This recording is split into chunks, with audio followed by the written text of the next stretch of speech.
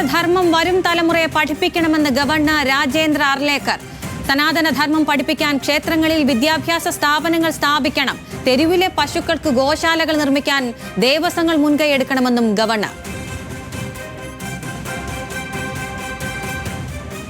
We must have one goshala.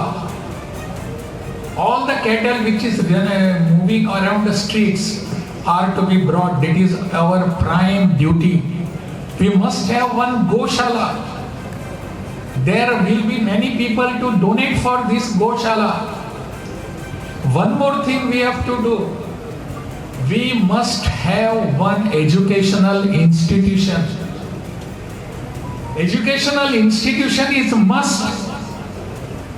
Who will otherwise give the teachings and preachings of our Sanatana Dharma to our next generation?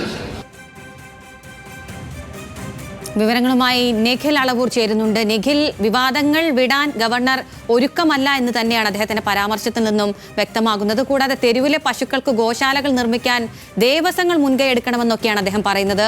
ഉത്തരേന്ത്യൻ പശ്ചാത്തലത്തിലുള്ള വർത്തമാനങ്ങളൊക്കെയാണ് governor സംസാരിച്ചുകൊണ്ടിരിക്കുന്നത്. എന്തൊക്കെയാണ് വിശദാംശങ്ങൾ? അത് തന്നെയാണ് ഉത്തരേന്ത്യൻ സംസ്കാരം, അല്ലെങ്കിൽ കുറച്ചുകൂടി ഒരു ഹൈന്ദവ സംസ്കാരത്തിലേക്കൊക്കെ കടന്നുകൊണ്ടുള്ള പരാമർശങ്ങൾ ഗവർണറുടെ ഭാഗത്തു നിന്ന് വരുന്നു എന്നുള്ളത് തന്നെയാണ് ഏറ്റവും ശ്രദ്ധേയം ഈ പ്രസംഗത്തിൽ. കണ്ണൂർ തളിപ്പറമ്പ് രാജരാജേശ്വര ക്ഷേത്രത്തിൽ സ്ഥാപിച്ച ശിവപ്രതിമയുടെ അനാച്ഛാദന പരിപാടിയിൽ വെച്ചാണ് ഗവർണർ ഈ പരാമർശങ്ങൾ നടത്തിയിരിക്കുന്നത്.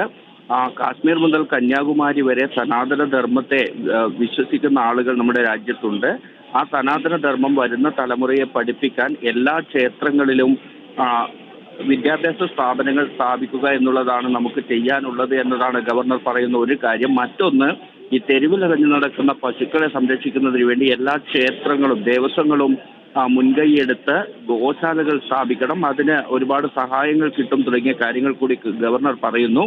ഏതായാലും വിചിത്രമായ പരാമർശങ്ങൾ എന്ന് തന്നെ നമുക്ക് പറയാവുന്ന തരത്തിലുള്ള പരാമർശങ്ങളാണ് ഈ പ്രസംഗത്തിൽ ഗവർണർ നടത്തുന്നത്. സനാതന ധർമ്മം പഠിപ്പിക്കുന്നതിന് വേണ്ടി ക്ഷേത്രങ്ങളിൽ ഇത്തരത്തിലുള്ള വിദ്യാഭ്യാസ സ്ഥാപനങ്ങൾ സ്ഥാപിക്കണം തുടങ്ങിയ കാര്യങ്ങൾ ഗവർണർ അദ്ദേഹത്തിന്റെ പ്രസംഗത്തിൽ പറയുന്നു എന്നുള്ളത് ഏറ്റവും ശ്രദ്ധേയവുമാണ്. കേരളത്തിന്റെ പശ്ചാത്തലത്തിൽ വെച്ചു നോക്കിയാൽ അതിവിചിത്രമായ സംഭാഷണങ്ങളാണ്, കാര്യങ്ങളാണ് ഗവർണർ പറയുന്നത്. വിവാദങ്ങൾ വിട്ടുകളയാൻ അല്ലെങ്കിൽ വിട്ടു പോരാൻ ഗവർണർ തയ്യാറാകുന്നില്ല എന്ന് തന്നെയാണ് അദ്ദേഹത്തിന്റെ പരാമർശങ്ങൾ സൂചിപ്പിക്കുന്നതും. നിഖിൽ അളവൂരാണ് വിവരങ്ങൾ നൽകിയത്.